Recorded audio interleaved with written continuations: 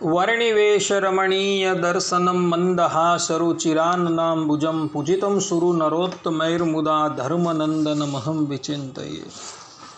असतो मा षड्गमय तमसो मा ज्योतिर्गमय मृत्युर्मा अमृतं गमयः। ओम शांति शांति शांति। આજની જ્ઞાન સભાની અંદર પધારનારા બધા જ ભગવદ્ ભક્તોને વેદાંતાચાર્ય પુરાણ ઇતિહાસ આચાર્ય અમે ફિલોસોફી શાસ્ત્રી રાકેશભાઈના હેતપૂર્વક જય સ્વામિનારાયણ। ભક્તો, ગયા વખતની જ્ઞાન સભાની અંદર આપણે બધા શ્રીમદ ભાગવતના દસમ સ્કંદની અંદર 38મો અધ્યાય આવે છે તેની લીલાનું શ્રવણ કરતા હતા। કંસ અક્રૂરજીને શ્રી કૃષ્ણ અને બળદેવજીને લેવા માટે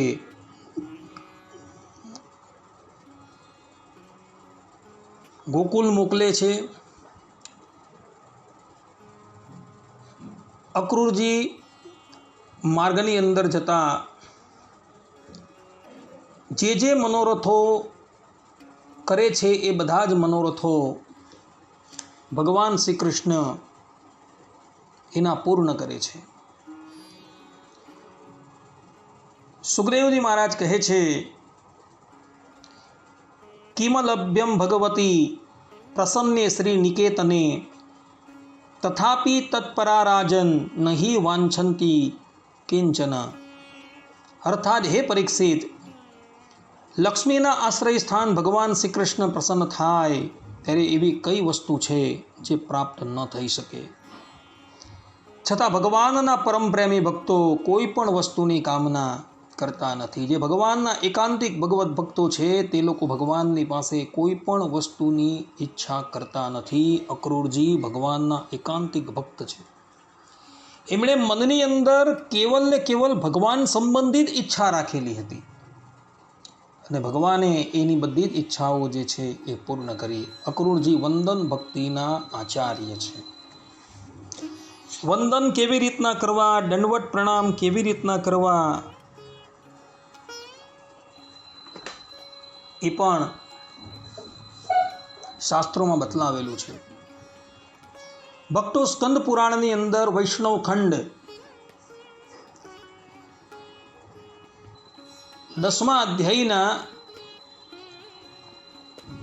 30મા શ્લોકની અંદર માક્ષર મહાત્મયની અંદર સ્કંદ ભગવાન પુરુષોને અને સ્ત્રીઓને કેવી રીતના વંદન કરવા તેનું લક્ષણ બતાવે છે। સ્કંદ ભગવાન કહે છે, પદભ્યામ કરાભ્યામ જાનુભ્યામ મૂર્ષા શીર્ષા દ્રશા મનસા વચસા ચેતી પ્રણામો અષ્ટાંગ ઈરિતઃ। અર્થાત પુરુષોએ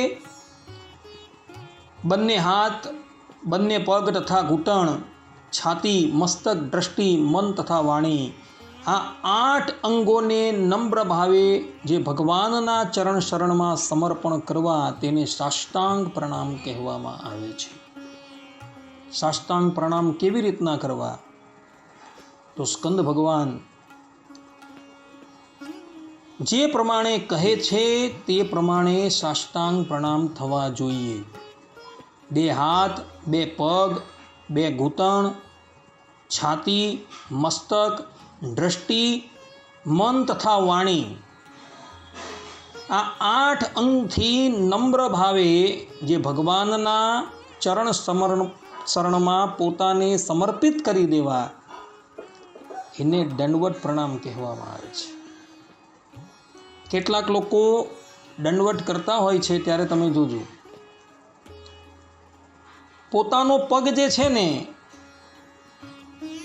એ બીજા પગની ઉપર આમ ઊંચો કરતા હોય। ભક્તો, આ દંડવત જે છે એ સંપૂર્ણપણે ગલત છે। દંડવત કરતા હોવ ત્યારે તમારા પગ જે છે એ સીધા જ હોવા જોઈએ। એક પગની ઉપર બીજો પગ ચડાવવાનો નથી હોતો, એ દંડવતનું લક્ષણ નથી। તે જ પ્રમાણે સ્ત્રીઓ જે છે, સ્ત્રીઓએ પંચાંગ પ્રણામ કરવાના છે। સ્કંદ પુરાણની અંદર એનું પણ લક્ષણ બતાવેલું છે. કરાભ્યામ શિરસા દ્રષ્ટ્યા મનસા વચસા ચશઃ, અર્થાત કે સ્ત્રીઓએ 2 હાથ, મસ્તક, દ્રષ્ટિ, વચન તથા મન, આ 5ને ભગવાનના ચરણ શરણમાં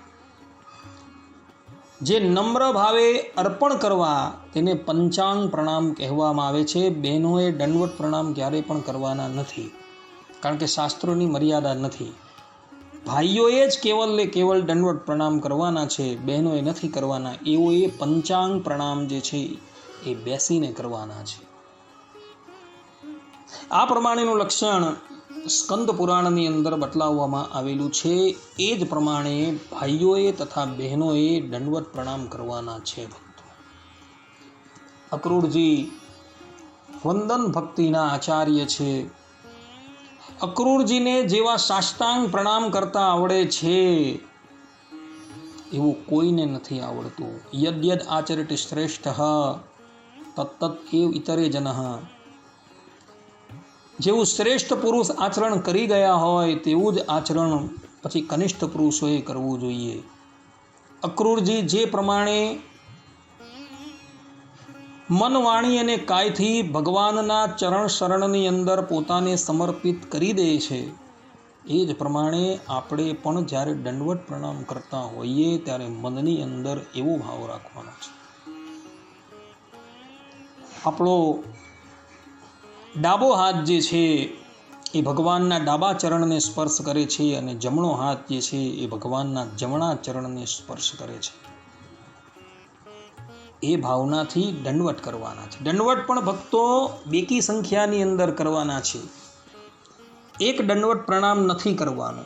2, 3, 4, 5, 6 એ પ્રમાણે તમે દંડવત પ્રણામ કરી શકો છો, પરંતુ એક પ્રણામ ક્યારેય પણ ન કરવા. એક હાથે પણ પ્રણામ ન કરવા. એક હાથે પ્રણામ કરવા એ યવનની નિશાની છે. યવન લોકો જોજો, પોતાનો હસ્ત જે છે એ વક્ષસ્થળની ઉપર આમ મૂકશે અને પછી માથું ઝુકાવશે. ભક્તો, આ એક હાથે પ્રણામ કરવાની સ્પષ્ટ રૂપે મનાઈ આપણા ધર્મશાસ્ત્રોએ કરેલી છે.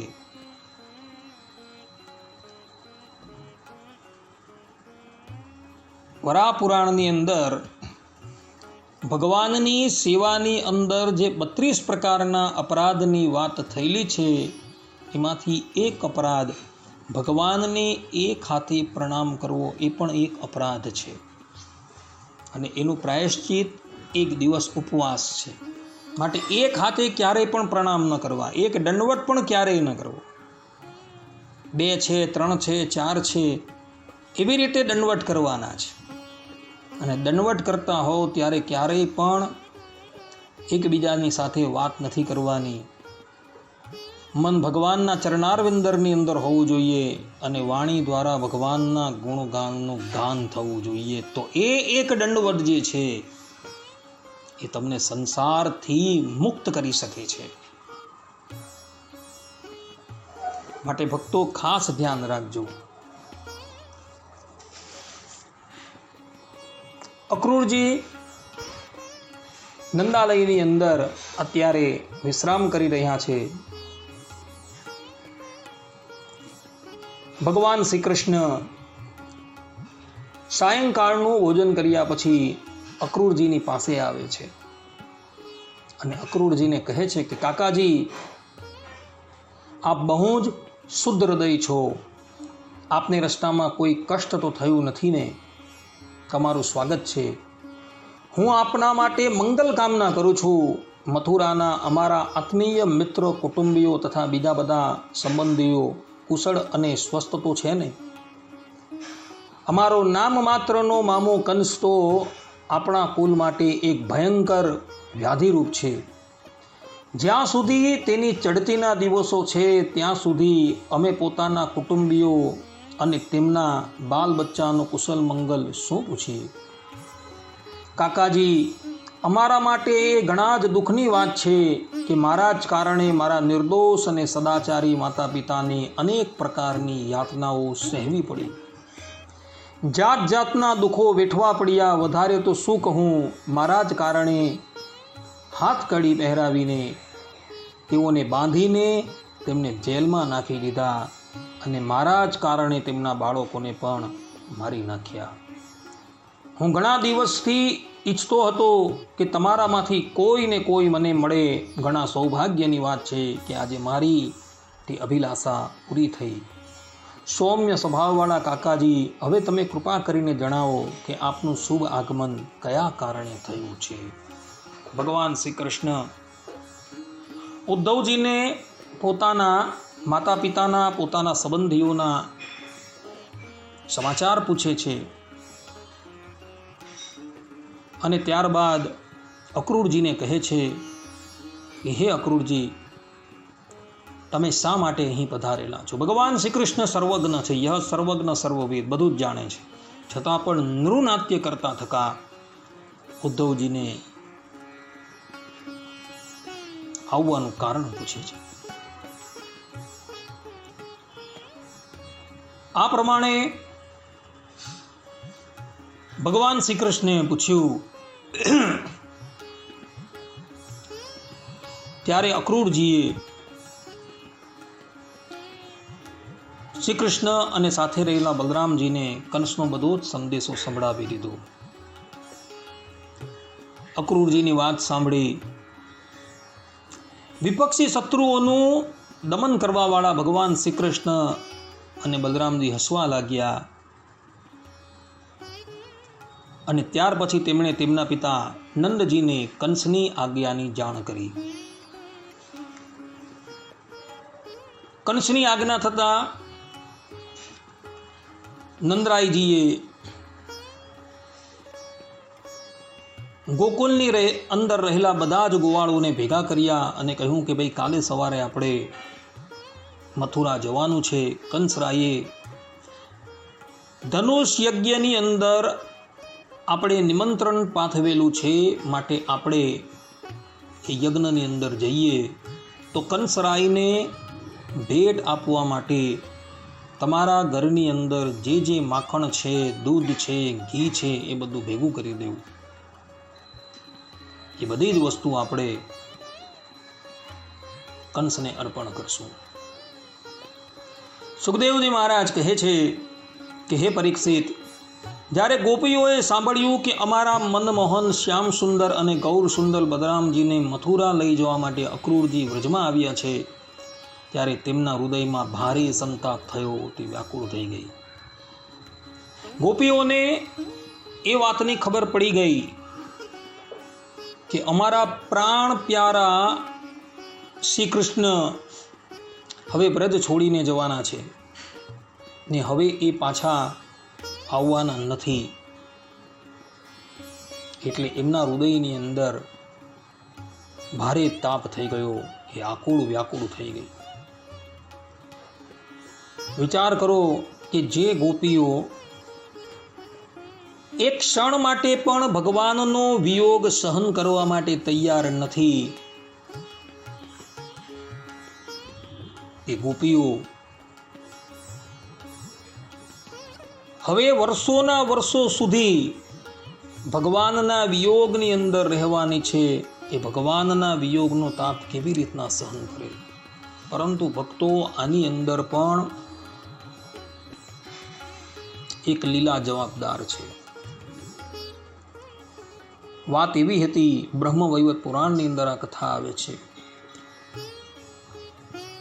કૃષ્ણ જન્મખંડની અંદર, કે એક દિવસ ભગવાન શ્રી કૃષ્ણ નિકુંજની અંદર, ગોલોક ધામની અંદર આવેલા નિકુંજમાં એકાકી બિરાજમાન હતા. શ્રીદામાને નિકુંજના દ્વારની ઉપર ચોકી પહેરો કરવા માટે તૈનાત કરેલા હતા.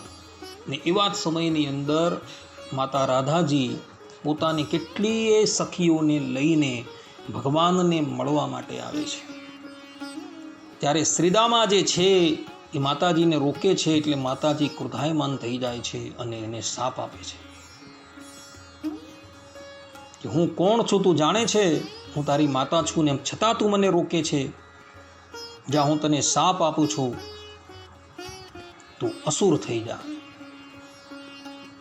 આ પ્રમાણે રાધાજીએ શાપ આપ્યો એટલે શ્રીદામા જે છે એ પણ માતાજીને કહે છે કે તમે પણ જાણ્યા મૂક્યા વગર અમને શાપ આપેલો છે, માટે અમો પણ તમને શાપ આપીએ છીએ કે તમારે 100 વર્ષ પર્યંત ભગવાનનો વિયોગ સહન કરવો પડશે, તમારે ભૂતલ્ય ઉપર ગુર્જરના ઘરે પ્રગટ થવું પડશે અને 100 વર્ષ પર્યંત ભગવાનનો વિયોગ સહન કરવો પડશે. એ શાપ ચરિતાર્થ કરવા માટે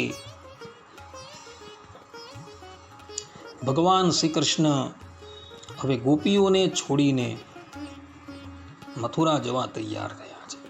ભક્તો, ભગવાનના નિત્ય ધામની અંદર સાપ આદિક હોતું જ નથી. આ બધી જ બાબતનો ખુલાસો ભગવાન સ્વામિનારાયણે સારંગપુરના વચનામૃતમાં કરેલો છે. ત્યાં સ્પષ્ટ રૂપે કહ્યું છે કે ગોલોકની અંદર શ્રીદામા અને રાધાજીને પરસ્પર જે શાપ થયો તેની અંદર ભગવાનની ઈચ્છા હતી કે ભગવાને ધરાતલ્લી ઉપર પ્રગટ થવું હતું અને આસુરી શક્તિનું દમન કરવું હતું, અનંત જીવોનું કલ્યાણ કરવું હતું. એટલે ભગવાન શ્રી કૃષ્ણએ શ્રીદામા અને રાધાજીના હૃદયની અંદર પ્રેરણા કરેલી હતી અને એટલે માટે આ પરસ્પર શાપ થયો હતો. એમાં બીજું કોઈ કારણ ન હતું. આ પ્રમાણે આ શાપને ચરિતાર્થ કરવાનો સમય પણ આવી ગયો છે અને સાથે સાથે ભગવાન શ્રી કૃષ્ણને હવે પોતાના અવતાર કાર્ય પર ધ્યાન આપવાનું છે. ગોપીઓની સાથે સાથે બીજા કેટલાય પ્રેમી હરિભક્તો જે અનંત કાળથી ભગવાનને પ્રાપ્ત કરવાની રાહ જોઈને બેઠેલા છે, એ બધાને પણ મળી એમને સુખ આપવાનું હતું. એટલે ભગવાન શ્રી કૃષ્ણ હવે મથુરા જવા માટે તૈયાર થયા છે.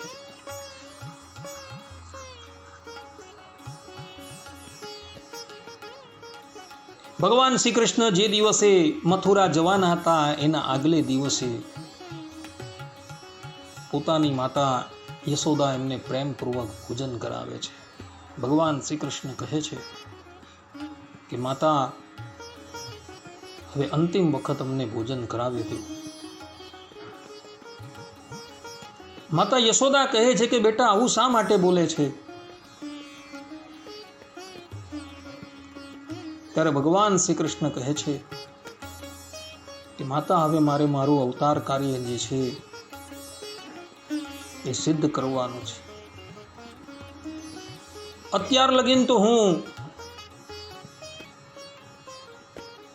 ગોપીઓ કરતાળી બજાવતી હતી અને હું નૃત્ય કરતો હતો,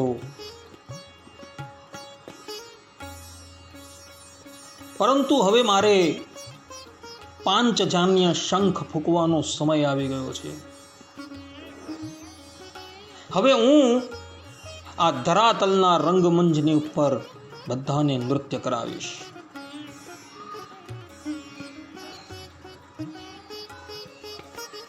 ભગવાન શ્રી કૃષ્ણની વાત સાંભળી યશોદાજી ખૂબ રુદન કરે છે. માં અને દીકરો આખી રાત રડતા રડતા પસાર કરી દે છે. પ્રાતઃકાળ થાય છે, સૂર્યદેવ ઉદિત થઈ ગયા છે. અક્રૂરજી પોતાના નિત્ય કર્મ કરીને રથની ઉપર બિરાજમાન થઈ ગયા છે. નંદરાયજી આદિક વ્રજ ભક્તો પણ મથુરા જવા માટે તૈયાર થઈ ગયા છે. ગોકુલના બધા જ ગોપો પોતાના છકડાઓ તૈયાર કરી મથુરા જવા માટે નીકળી પડેલા છે. ગોપીઓના હૃદયની અંદર અત્યંત દાહ છે. એ લોકો મનોમન કહે છે કે આ અક્રૂરનું નામ અક્રૂર કોણે પાડ્યું? આનું નામ તો ક્રૂર હોવું જોઈએ, જે અમારા શ્યામ સુંદરને લઈને અહીંથી મથુરા જઈ રહ્યો છે.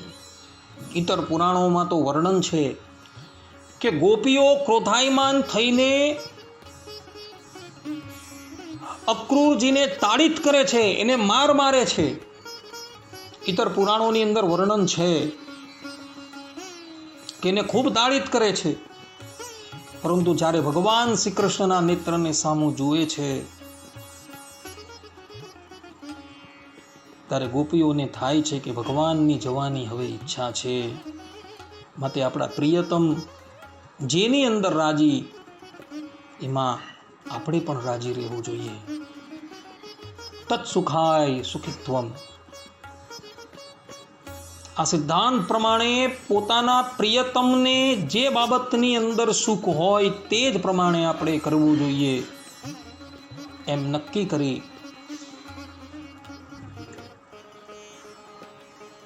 ગોપીઓ માર્ગમાંથી હટી જાય છે. ગોપીઓએ નક્કી કરેલું કે આપણે આપણા કુટુંબની લાજ છે, મર્યાદા છે, એને એક બાજુ મૂકીને શ્રી કૃષ્ણને મથુરા જટા અટકાવવા.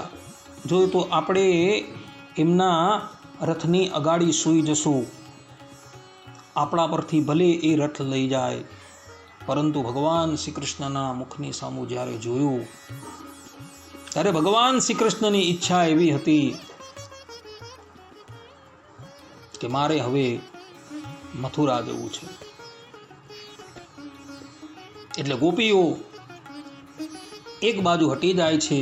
ભગવાન શ્રી કૃષ્ણ રથની ઉપર વિરાજમાન થાય છે. માતા યશોદાજી જે છે, રોહિણીજી છે, રાધાજી છે, ઇત્યાદિ બધા જ તથા બીજી ગોપીઓ જે છે એ લોકો પણ અતિશય ક્રંદન કરી રહ્યા છે. પરંતુ ભગવાન શ્રી કૃષ્ણ આજે કોઈનું સાંભળવા તૈયાર નથી.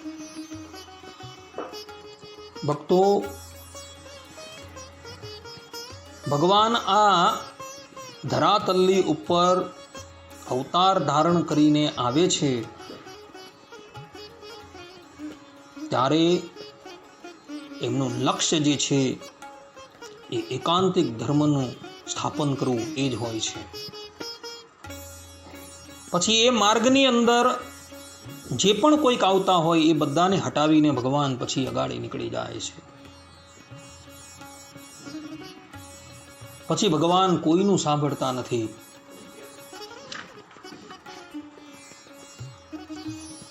ભગવાન શ્રી કૃષ્ણ અને બળદેવજી રથની ઉપર બિરાજમાન થયા છે.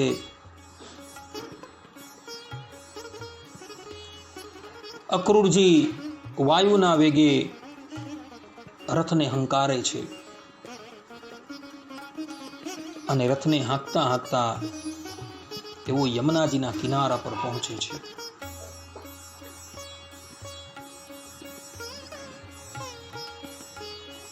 મધ્યાહન સમય થયો હોવાથી અક્રૂરજી બંને ભાઈઓને રથમાં બેસવાની આજ્ઞા કરી. અત્યારે જે સ્થાનની ઉપર યમુના કુંડ, જેનું એક નામ છે અનંત તીર્થ અથવા તો બ્રહ્મરદ, એ સ્થાન પર આવે છે અને એ કુંડની અંદર વિધિપૂર્વક એ સ્નાન કરે છે.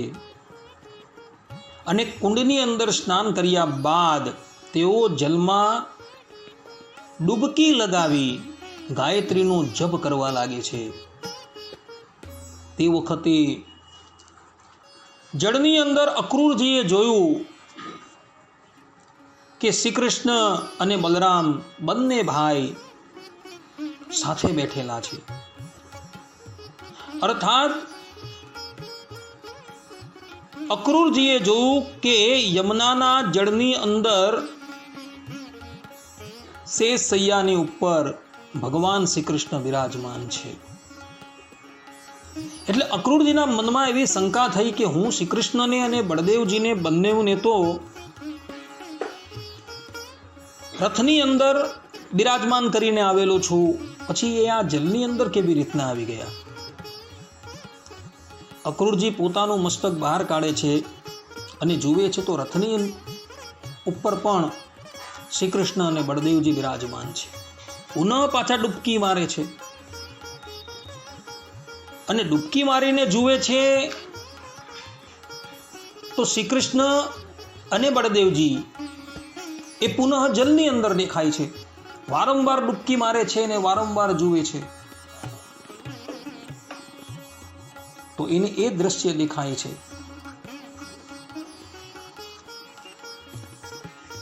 અક્રૂરજીએ જોયું કે સાક્ષાત અનંતદેવ શ્રી શેષજી બિરાજમાન છે જલની અંદર, અને સિદ્ધો, ચારણો, ગંધર્વો અને અસુરો પોતાના મસ્તક નમાવી તેમની સ્તુતિ કરી રહ્યા છે. શેષજીના હજારો ફણોરૂપી મસ્તકો છે અને પ્રત્યેક ફણા પર મુગટ ધારણ કરેલો છે. કમળનાળ જેવા ઉજ્જવલ શરીર પર નીલાંબર ધારણ કરવાથી જાણે 1000 શિખરોવાળા શ્વેતગીરી કૈલાસ જેવા તેઓ શોભતા હતા.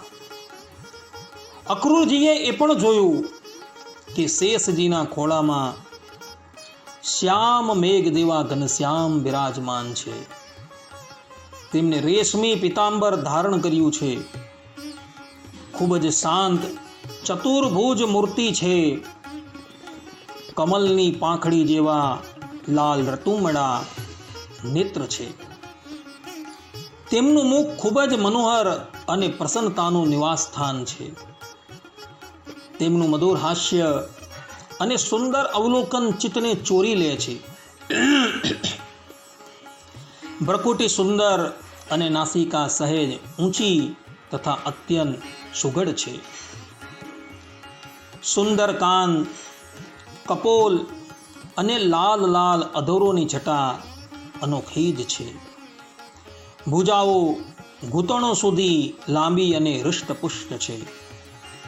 ખભા ઊંચા અને વક્ષસ્થળ લક્ષ્મીજીનું આશ્રય સ્થાન છે.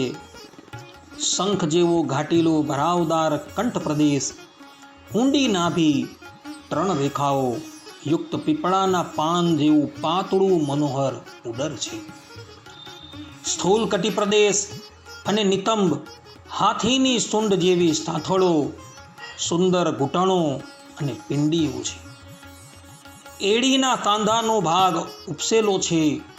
લાલ લાલ નખોથી દિવ્ય જ્યોતિર્મય કિરણો ફેલાઈ રહ્યા છે. ચરણ કમળની આંગળીઓ અને અંગૂઠા નવીન અને કોમળ પાંખડીઓ જેવા શોભતા હતા.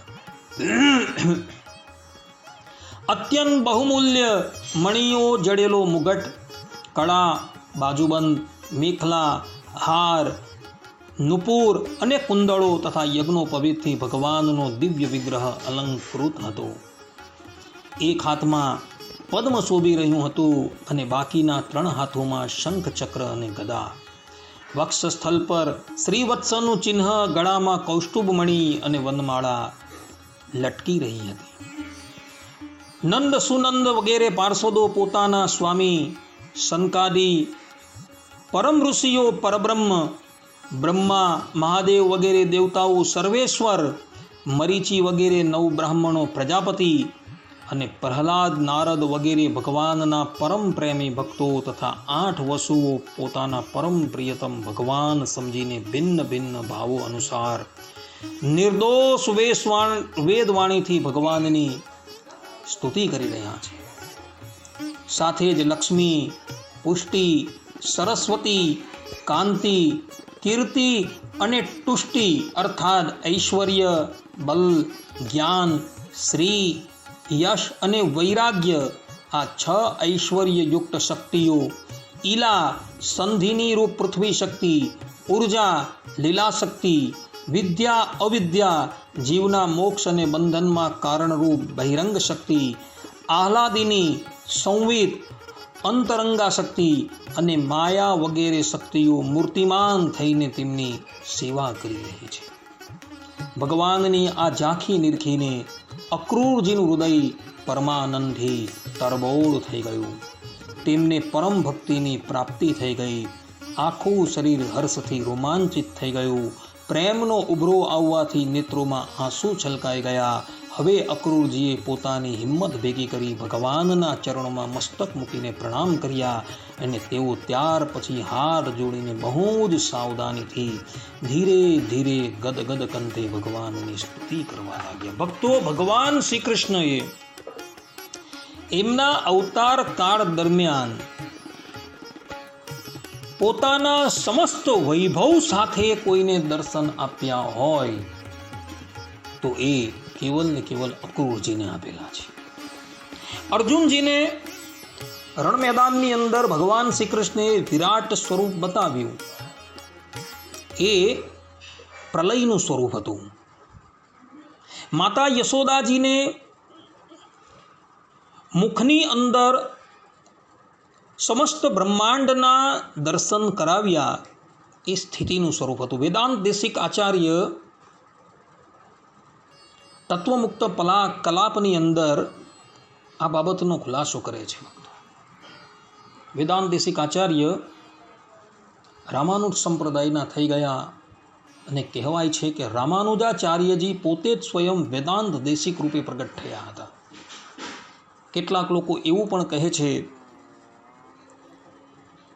કે વૈકુંઠ ધામનો જે દ્વાર તેની ઉપર બાંધેલો જે ઘંટ છે એ ઘંટનો અવતાર વેદાંત દેશિક આચાર્ય હતા.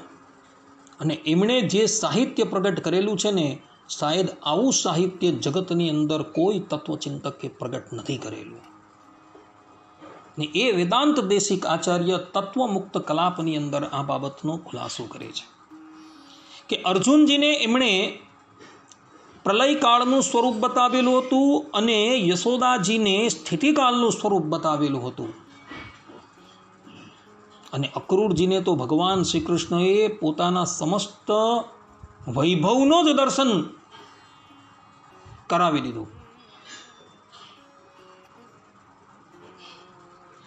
આ પ્રમાણે જળની અંદર અક્રૂરજી ભગવાન શ્રી કૃષ્ણના દર્શન કરે છે અને ગદગદ કંઠે ભગવાનની સ્તુતિ કરે છે. આ સ્તુતિ જે છે એ સ્તુતિની અંદર અક્રૂરજી પૂર્વે થઈ ગયેલા જે અવતારો અને ભવિષ્યની અંદર થનારા જે અવતારો એ ધારણ કરનારા પ્રગટ પ્રમાણ આ શ્રી કૃષ્ણ છે એ પ્રમાણે સ્તુતિ કરે છે. સ્તુતિના કેટલાક અંશો જે છે એ શ્રવણ કરવા યોગ્ય છે. અક્રૂરજી કહે છે, નમઃ કારણ મત્સ્યાય પ્રલયાબ્ધિ ચરાય ચ હય શીર્ષે નમસ્તુભ્યમ મધુ કૈટવ ભમૃત્યવે. અર્થાત કે હે પ્રભુ, આપે વેદો, ઋષિઓ, ઔષધિઓ અને સત્યવ્રત વગેરેની રક્ષા અને પ્રસાર માટે મત્સ્ય રૂપ ધારણ કર્યું હતું અને પ્રલયના સમુદ્રમાં સ્વચ્છંદ વિહાર કર્યો હતો. આપના તે મત્સ્ય રૂપને હું નમસ્કાર કરું છું. આપે જ મઢુ કૈટબ નામના અસુરોનો સંહાર કરવા માટે હયગ્રીવ અવતાર લીધો હતો. હું આપના તે રૂપને પણ નમસ્કાર કરું છું. અક્રૂરજી કહે છે, અકુપારાય બૃહતે નમો મંદર ધારિણે શિત્યોદ્ધાર વિહારાય નમઃ શુકર મૂર્તયે. નમસ્તે અદ્ભુત સિંહાય સાધુ લોક ભયાપહ વામનાય નમસ્તુભ્યમ ક્રાંત ત્રિભુવનાય ચ. નમો ભૃગુણામ પતયે દ્રપ્ત ક્ષત્ર વનચ્છિદે નમસ્તે રઘુવર્યાય રાવણાંત કરાય ચ. નમસ્તે વાસુદેવાય નમઃ શંકર્ષણાય ચ પ્રદ્યુમ્નાય નિરુદ્ધાય શાશ્વતામ પતયે નમઃ. ગુરુજી કહે છે કે આપે જે વિશાળ કચ્છપ રૂપ લઈને મંદરાચલને ધારણ કર્યો હતો, આપને નમસ્કાર છે. આપ જ પૃથ્વીના ઉદ્ધાર માટે વરાહરૂપ સ્વીકાર કરતા હતા. આપને મારા વારંવાર નમસ્કાર છે. પ્રહલાદ જેવા ભક્તોના ભયને દૂર કરનારા પ્રભુ, આપના તે અલૌકિક નરસિંહ રૂપને હું નમસ્કાર કરું છું. આપે વામન રૂપ ગ્રહણ કરીને પોતાના 3 ડગલાથી 3 લોકોને માપી લીધા હતા. આપને હું નમસ્કાર કરું છું. ધર્મનું ઉલ્લંઘન કરનારા અભિમાની ક્ષત્રિયોના સમૂહનો સંહાર કરવા માટે આપે ભૃગુપતિ પરશુરામ રૂપ ધારણ કર્યું હતું. આપના તે રૂપને નમસ્કાર કરું છું. રાવણનો નાશ કરવા માટે આપે રઘુવંશમાં ભગવાન શ્રી રામ રૂપે અવતાર લીધો હતો. હું આપને નમસ્કાર કરું છું. વૈષ્ણવો તથા યાદવોનું પાલન પોષણ કરીને આપ જ વાસુદેવ, શંકરષણ, પ્રદ્યુમ્ન, અનિરુદ્ધ ચતુર્વ્યૂહના રૂપમાં પ્રગટ થયા છો. હું આપને વારંવાર નમસ્કાર કરું છું. આ પ્રમાણે અક્રૂરજીએ પૂર્વે થયેલા રૂપ ધારણ કરનારા પણ ભગવાન શ્રી કૃષ્ણ જ હતા એ પ્રમાણે કહ્યું છે. હવે ભવિષ્યની અંદર જે ભગવાન શ્રી કૃષ્ણ અવતાર ધારણ કરવાના છે એની સ્તુતિ કરતા અક્રૂરજી પોતે કહે છે, નમો બુદ્ધાય શુદ્ધાય દૈત્ય દાનવ મોહિને, નમો હરિકૃષ્ણાય શુદ્ધાય ધર્મ સૂનવે મ્લેચ્છપ્રાય ક્ષત્રહંતે નમસ્તે કલ્કી રૂપિણે. દૈત્યો અને દાનવોને મોહિત કરવા માટે આપ શુદ્ધ અહિંસા માર્ગના પ્રવર્તક બુદ્ધનું રૂપ ગ્રહણ કરશો. હું આપને નમસ્કાર કરું છું. અને શુદ્ધ એકાંતિક ધર્મની સ્થાપના કરવા માટે આપ જ હરિકૃષ્ણ નામ ધારણ કરીને ઘોર કલિકાલની અંદર પ્રગટ થવાના છો. હું આપને નમસ્કાર કરું છું. અને પૃથ્વીના ક્ષત્રિયો જ્યારે મ્લેચ્છો જેવા થઈ જશે ત્યારે તેમનો નાશ કરવા માટે આપ જ કલ્કી રૂપે અવતાર લેશો. હું આપને નમસ્કાર કરું છું. ભક્તો, આની અંદર એટલે કે શ્રીમદ ભાગવતના 10મ સ્કંદના 40મા અધ્યાયની અંદર 22મા શ્લોકની અંદર અક્રૂરજી ભવિષ્યની અંદર જે શ્રી કૃષ્ણ ભગવાન અવતાર ધારણ કરીને આવવાના છે તેની સ્તુતિ કરે છે. એ સ્તુતિની અંદર 2 પાદની અંદર જ આ સ્તુતિ છે. અર્થાત અત્યારે વર્તમાન શ્રીમદ ભાગવતની પ્રતો જે છે તેની અંદર કેવલ આ જ શ્લોક જોવા મળે છે કે નમો બુદ્ધાય શુદ્ધાય દૈત્ય દાનવ મોહિને મ્લેચ્છપ્રાય ક્ષત્રહંતે નમસ્તે કલ્કી રૂપિણે. આટલો જ શ્લોક જોવા મળે છે. પરંતુ ઉદ્ધવ સંપ્રદાયના આચાર્ય ભગવત પ્રસાદજી મહારાજ અને યોગી વર્ય સદગુરુ ગોપાળાનંદ સ્વામી કહે છે કે પ્રાચીન ભાગવતની પ્રતોની અંદર એક ચરણ જોવા મળે છે, જે ચરણ હાલની પ્રતોની અંદર જોવા મળતું નથી. અને એ ચરણ છે નમસ્તે હરિકૃષ્ણાય શુદ્ધાય ધર્મ સૂનવે. આ જે ચરણ જે છે એ પ્રાચીન ભાગવતની પ્રતોની અંદર હતું, પરંતુ અત્યારે એ ભાગવતની પ્રતોની અંદર જોવા નથી મળતું. અને સદગુરુ ગોપાળાનંદ સ્વામી તો પોતે યોગી હતા. ભગવત પ્રસાદજી મહારાજ પણ સમાધિનિષ્ઠ યોગી હતા. અને યોગી જે છે એ તો એવા હોય છે કે એને ભૂત, ભવિષ્ય અને વર્તમાન બધી જ વસ્તુ જે છે એ હસ્તગત હોય છે. અને આવા યોગી વર્ય આ બંને જણાએ ડંકાની ચોટ પર કહ્યું છે કે નમસ્તે હરિકૃષ્ણાય શુદ્ધાય ધર્મ સૂનવે. આ ચરણ જે છે એ પ્રાચીન ભાગવતની પ્રતની અંદર જોવા મળે છે. અર્થાત શ્રીમદ ભાગવતના 10મ સ્કંદના 40મા અધ્યાયના 22મા શ્લોકની અંદર આ ચરણ જે છે એ જોવા મળે છે. એટલે એ જ શ્રી કૃષ્ણ ભગવાન છે. એ જ ઘોર કલિકાલની અંદર હરિકૃષ્ણ નામ ધારણ કરીને પ્રગટ થવાના છે. જે હરિકૃષ્ણનું અપર નામ છે સ્વામિનારાયણ, નીલકંઠ વર્ણી, શ્રી હરિ, શ્રી કૃષ્ણ, સહજાનંદ સ્વામી ઇત્યાદિ એમના અપર નામ છે. ને એને માટે એ જ મહાનુભાવોએ સ્કંદ પુરાણના વૈષ્ણવ ખંડની અંદર આવેલ વાસુદેવ મહાત્મય તેના 18મા અધ્યાયના 42, 43 અને 44મા શ્લોકનું પ્રમાણ આપેલું છે.